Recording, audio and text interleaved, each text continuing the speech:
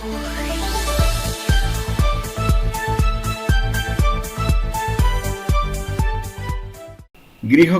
আয়েশা গ্রেপ্তার, জানা গেল মা মেয়েকে হত্যার কারণ। রাজধানীর মোহাম্মদপুরের শাহজাহান রোডে মা মেয়েকে হত্যার ঘটনায় গৃহকর্মী আয়েশা ও তার স্বামী রাব্বি শিকদারকে গ্রেপ্তার করেছে মোহাম্মদপুর থানা পুলিশ। গৃহকর্মীকে গ্রেপ্তারের পর হত্যাকাণ্ড ঘিরে চাঞ্চল্যকর তথ্য বেরিয়ে এসেছে। বুধবার 10 ডিসেম্বর সকালে ঝালকাঠির নলছিটি উপজেলার চরকয়া গ্রাম থেকে তাদের গ্রেপ্তার করা হয়।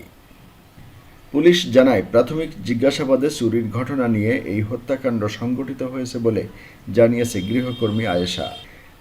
তদন্ত সংশ্লিষ্ট সূত্র জানায়, প্রাথমিকভাবে আয়েশাকে জিজ্ঞাসাবাদে সে জানিয়েছে তাকে চুরির অপবাদ দেওয়া হয়েছিল। সেই ক্ষোভে সে মা মেয়েকে হত্যা করেছে।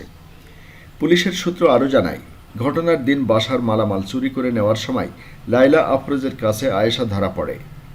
এক পর্যায়ে লায়লা আফরোজ তাকে আটকে পুলিশে ফোন দিতে গেলে আয়েশা ধারালো ছুরি দিয়ে উপর্যুপরি আঘাত করে তাকে হত্যা করে। মায়ের চিৎকার শুনে ঘুম থেকে উঠে মেয়ে নাফিজা বিনতে আজিজ দৌড়ে ড্রয়িং রুমে এসে মাকে রক্তাক্ত অবস্থায় দেখতে পায়। ওই সময় গৃহকর্মী তাকেও ধারালো ছুরি দিয়ে উপর্যুপরি আঘাত করে হত্যা করে। এরপর স্কুল ড্রেস পরে পালিয়ে যায়। এদিকে দুপুরে মোহাম্মদপুর জোনের সিনিয়র সহকারী কমিশনার আবদুল্লাহ আল মামুন বলেন, তথ্য প্রযুক্তির সহায়তা ও গোপন সংবাদের ভিত্তিতে গৃহকর্মী আয়েশাকে গ্রেপ্তার করা হয়েছে।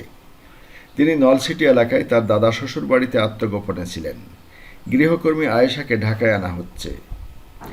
গত সোমবার 8 ডিসেম্বর সকালে শাহজাহান রোডের 14 তলা একটি আবাসিক ভবনের 7ম তলায় লায়লা আফরোজ ও তার মেয়ে নবম শ্রেণীর শিক্ষার্থী নাফিসা লাওয়াল বিনতে আজিজকে ছুরিকাঘাতে হত্যা করা হয়। সুরতহাল প্রতিবেদন থেকে জানা যায়, লায়লা আফরোজের শরীরে প্রায় 30টি ছুরিকাঘাতের চিহ্ন রয়েছে।